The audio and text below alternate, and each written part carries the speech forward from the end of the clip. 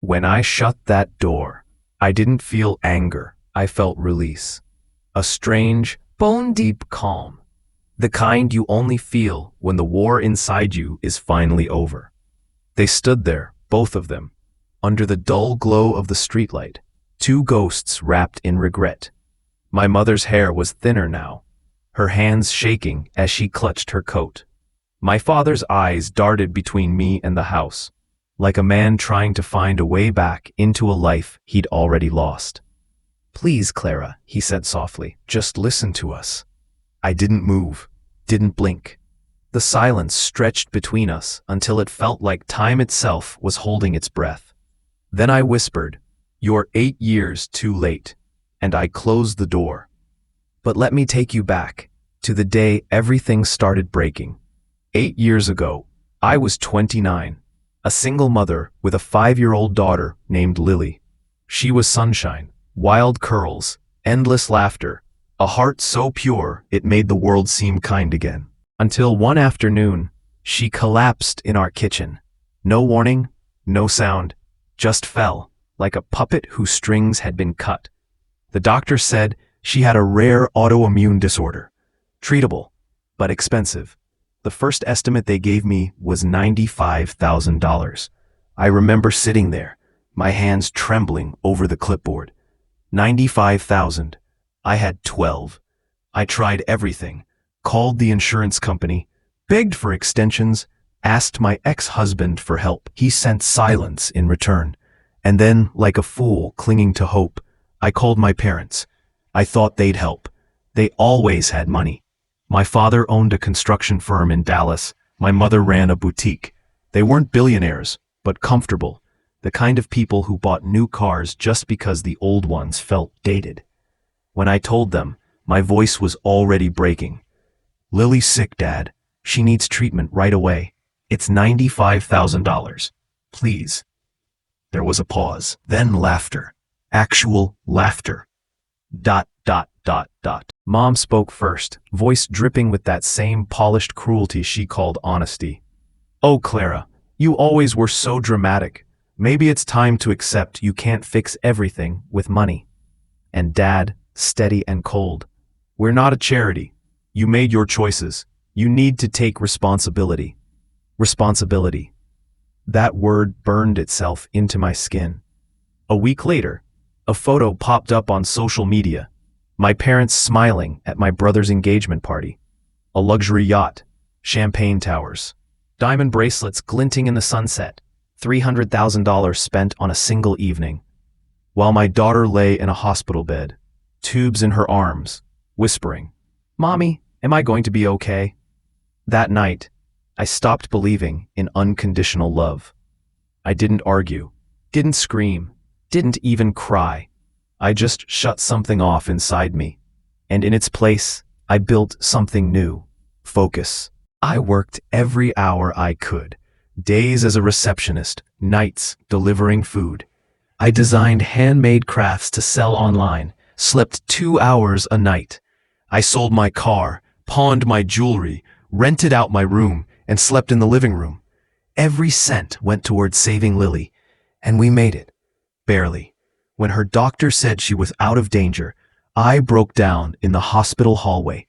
I laughed and cried all at once, shaking, exhausted, alive. Lily recovered. Her smile came back, and with it, so did my fire. I started over.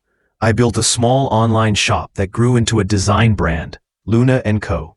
Within 5 years, I had a warehouse, a staff of 20, and enough money to buy a home near the Oregon coast. Life had finally steadied, but I never forgot. My parents stayed distant, careful. Guilt turned them polite. Holiday texts, birthday cards, small talk. They sent love like people send bills, on time, without meaning. And then karma came. It started slow. Dad's construction firm got caught in a legal mess. Unpaid workers, tax evasion, shady deals. My brother's startup went bankrupt. My mother's boutique was shut down for unpaid rent. I watched quietly. One evening, my phone rang. Unknown number. Clara. Mom's voice was small, almost unrecognizable. "We need help. We lost the house. Your father's sick. Please, just a few weeks until we figure things out. For a second, I almost said yes. Old habits die hard. But then I remembered that hospital, the cold room, the bills, Lily's frail hand clutching mine, and my mother's words, "You can't fix everything with money." So I smiled, a sad, quiet smile, and said, "I hope you both figure it out." Then I hung up. They showed up anyway. One rainy night, suitcases in hand, drenched, desperate. My father looked nothing like the man I remembered. His suit wrinkled, his shoulders bent. My mother's eyes were hollow. "Please," she whispered. "We just need somewhere to stay." I stepped aside. For a moment, they thought I was letting them in. Then I spoke. I said softly, "You made choices, and now, so am I." Their faces froze when I said it. "Good night." Then I closed the door. This time, I didn't feel rage or triumph, just peace. Cold, clear peace. They didn't come back, didn't call, didn't write, and I didn't miss them.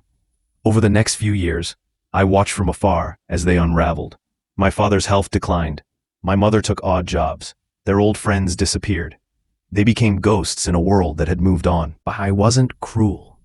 When the hospital called to say my father had passed, I sent flowers. White lilies. The same ones that used to sit by Lily's bed when she was sick. A week later, I got a letter in my mailbox. No return address. Just my mother's handwriting. "I'm sorry. I don't expect forgiveness. I just hope you found peace." I read it twice.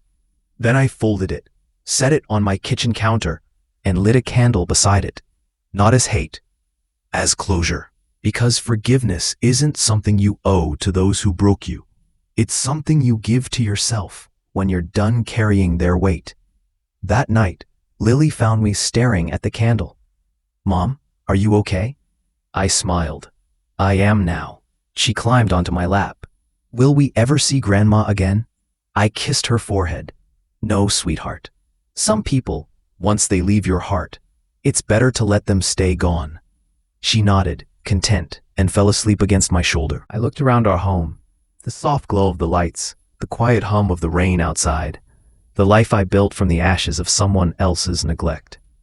And for the first time, I realized I didn't just survive them, I outgrew them. People call what I did revenge. It wasn't.